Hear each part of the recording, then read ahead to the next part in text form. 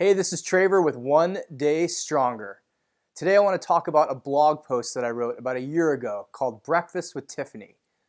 This was part of my Year to Live project where I lived all of 2016 as if it were my last year alive.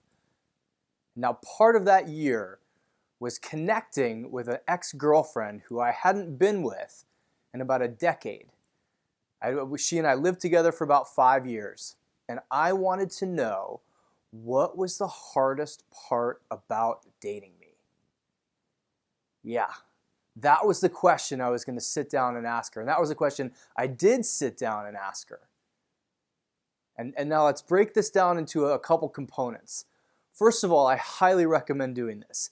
If you have someone in your life that you're in a good relationship with, or you have a good history with, things aren't muddy, they're not toxic, someone that you think will give you honest feedback.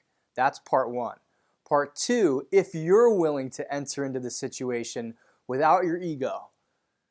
So I had to leave my ego back in my truck knowing that she wasn't going to tell me she left and our relationship ended because I was the greatest thing since sliced bread. So I had to be willing to go in there sort of with an open mind and an open heart and say, okay, I'm just going to get feedback from this person. She's just going to give me information. I can take that information and I can discard it, or I can take that information and learn from it. And that's what I did with Tiffany. What she really did was open me up to the idea of the 5 love languages. Now, if you haven't read the book, I'll link it below.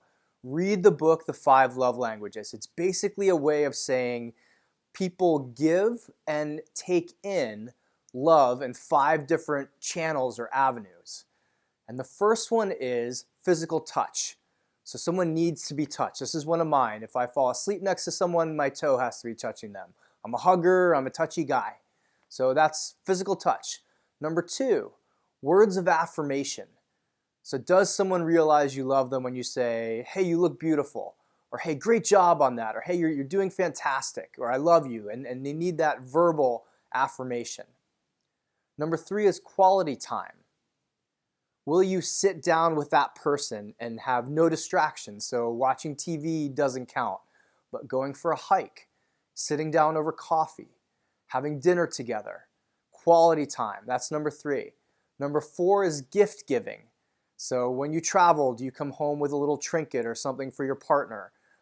Do you come home with flowers? Do you buy expensive jewelry or something that's a gift for them? And number 5 is acts of service. So mowing the lawn or doing the laundry or cleaning the house or doing the grocery shopping, cooking dinner. That's number 5. So why are these important? These are important because usually we have, say, two main ones. Like my love languages are physical touch and acts of service. Now this is important to know because in relationship it means those are probably the ways that I'm also going to show love.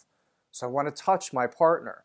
I want to do things around the house. When my ex came home, I would have always have gone grocery shopping, would have cleaned the house, I would have taken our dog out, I would be cooking dinner.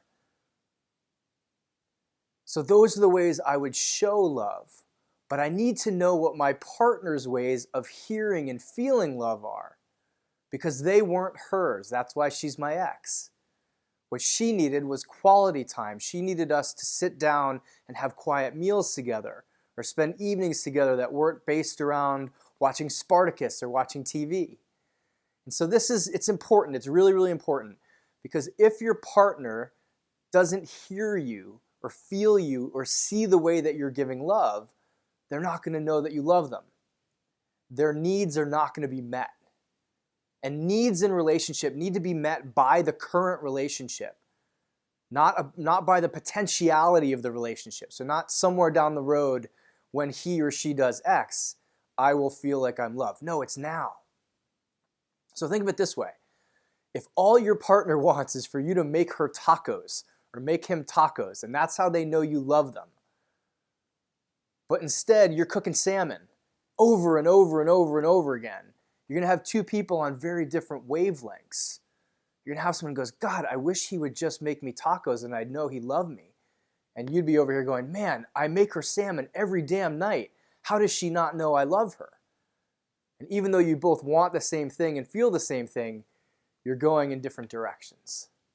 So dive into this. Literally, go read the book, The 5 Love Languages. Ask yourself which of the 5 are the ways you experience love. And if you're in a relationship, have this conversation with your partner. If you're not in a relationship, when you first get to know someone, this should be a vital question or a vital thing to figure out. What are your love languages? If I'm sitting here mowing the lawn and taking the dog out, and all you're hoping is that I come home with flowers, we're going to be on different pages. And the relationship will fall apart. And we're both going to walk away going, man, all I wanted was tacos. So my breakfast with Tiffany was enlightening on a lot of levels. Again, if you have someone that you can reach out to and have an open-hearted conversation, it was extremely valuable for me. It was nerve-wracking, and I was terrified sitting down. But in hindsight, it was one of the most insightful conversations I've ever had. If you want to read more about my Year to Live project, please go to TravorBoehm.com. And if you want to read the actual post that over 2,000 people have enjoyed, Breakfast with Tiffany, I've got it linked below. Please subscribe to my channel and share these videos with everybody you think can benefit from them. My goal is to help people get one day stronger, one day at a time.